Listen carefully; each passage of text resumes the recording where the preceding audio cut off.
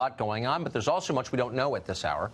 What we do know is that Venezuela's current government has done a poor job of providing for its own people. Venezuela has the world's largest oil reserves, yet it remains one of the most impoverished and the most dangerous places on the planet. That is beyond dispute.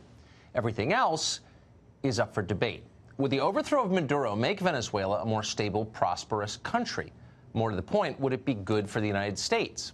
Lots of people claim to know the answer to that, but they don't. They have no idea. If recent history is any guide, nothing will turn out as expected. Few things ever do.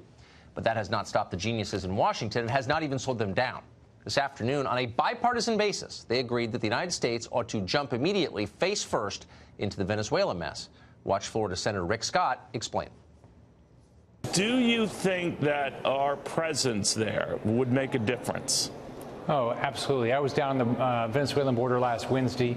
This is just pure genocide. Maduro is killing his own citizen. Is it worth, though, however strongly you feel, sir, losing American men and women to do just that? Neil, here's what's going to happen. We are in the process, if we don't win today, we were going to have Syria in this hemisphere. So we can either make sure something happens now, or we can deal with this for decades to come. If we care about families, if we care about the human race, if we care about our fellow worldwide citizens, then we've got to step up and stop this genocide. All right. Just want to make sure that's clear. If you care about families and you care about the human race, if you want to stop genocide, you will send your children to Venezuela to fight right now without even thinking about it, without even weighing the consequences. You'll just do it, assuming you're a good person. Of course, if you don't care about families or the human race, if for some reason you despise human happiness and support genocide, then you'll want to join Satan's team and embrace isolationism, the single most immoral of all worldviews. That's what they're telling you. That's what they're demanding you believe. Message received. We've heard it before. But before the bombers take off, let's just answer a few quick questions, starting with the most obvious. When was the last time we successfully meddled in the political life of another country? Has it ever worked? How are those democracies we set up in Iraq, in Libya, in Syria, and Afghanistan tonight? How would Venezuela be different? Please explain, and take your time. Next, are we prepared for the refugees a Venezuelan war would inevitably produce? A study by the Brookings Institution found that a collapse of the Venezuelan government could force 8 million people to leave that country. Many of them would come here. Lawmakers in this country propose giving them temporary protected status.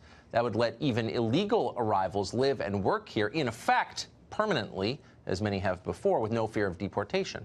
Are we prepared for that? Are we prepared to absorb millions of new Venezuelan migrants? All of them great people, no question, but many with little education or skills or English? Finally, how exactly is any of this good for the United States?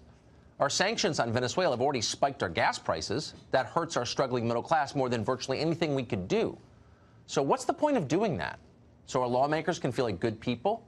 And if they are indeed good people, why do they seem to care more about Venezuela than they care about this country, the one that they run? They're happy to send our military to South America at the first sign of chaos, but U.S. troops to our own border to stem the tide of 100,000 uninvited arrivals a month? No way, they tell us. That's crazy talk. So what's the thinking here?